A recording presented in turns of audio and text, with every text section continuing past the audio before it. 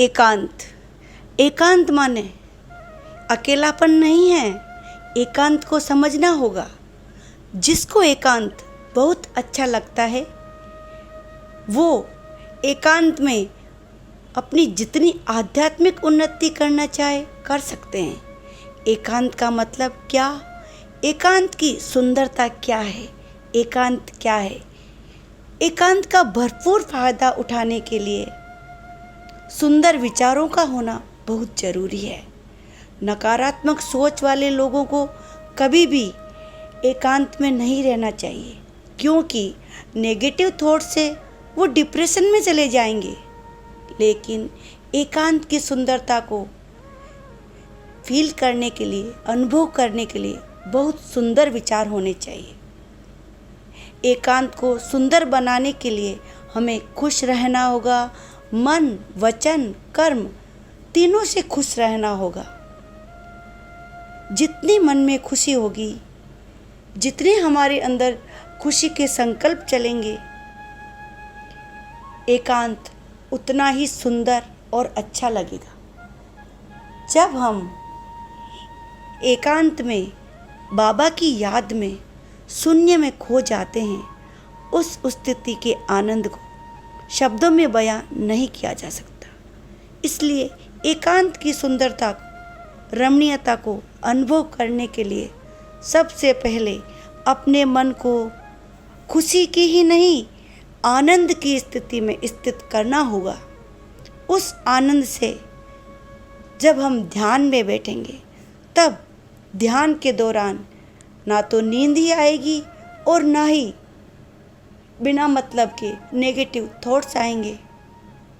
हम आसानी से ध्यान की सुंदर स्थिति तक पहुंच सकते हैं।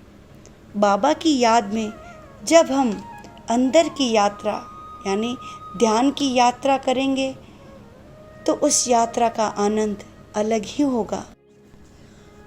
मैं अगर आपको ध्यान कैसे होता है, कैसा होता है, ये बताना चाहूँ तो आप बताइए, एक योगी, एक सन्यासी, एक ऋषि मुनि कहाँ बैठे होते हैं? कोई गुफा में बैठे होते हैं या पहाड़ों पर बैठे होते हैं। ठीक इसी तरह का दृश्य आपके दिमाग में आएगा, है ना?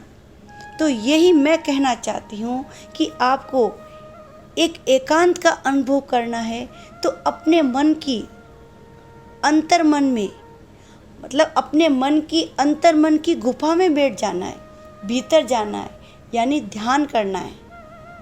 हम एकांत के लिए कहीं बाहर जाएं ये ज़रूरी नहीं है। हमें एकांत के लिए कहीं बाहर जाने की ज़रूरत है ही नहीं।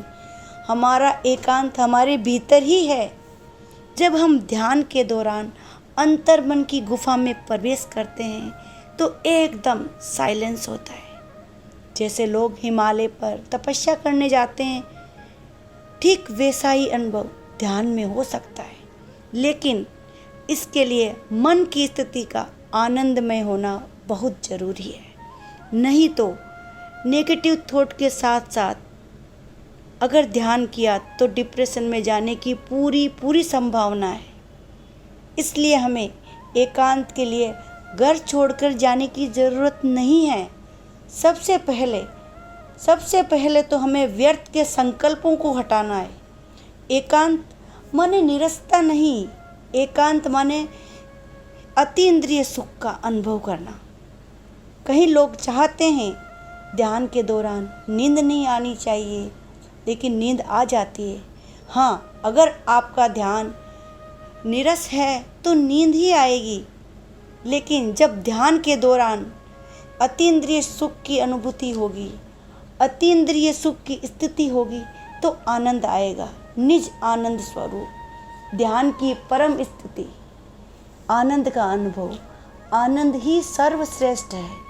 क्योंकि सुख है तो दुख आने की संभावना है, लेकिन आनंद है तो वो आनंद ही है, क्योंकि आनंद का कोई अपोजिट नहीं है। जैसे सुख का दुख, खुशी का निराशा, रात का दिन, लेकिन आनंद का कोई अपोजिट नहीं है। आनंद एक शब्द नहीं है, आनंद हमारी एक स्थिति है। इसलिए इसको सर्वश्रेष्ठ माना गया है।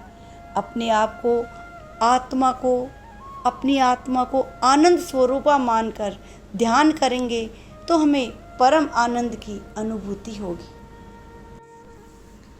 कितनी सुंदर वो स्थिति होती है, इसकी कल्पना नहीं, इसकी अनुभूति की जा सकती है। जब ध्यान में ये स्थिति आ जाएगी तो ध्यान से बाहर आने का मन ही नहीं करेगा।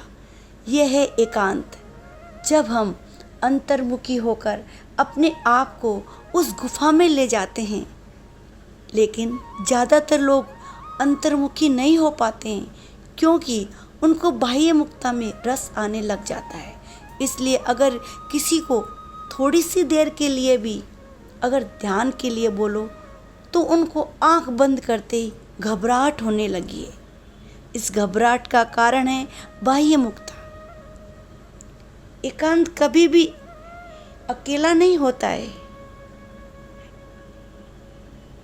ये आप ध्यान करेंगे तो स्वयं अनुभव करेंगे एकांत में कितना रस है। एकांत निरस नहीं है।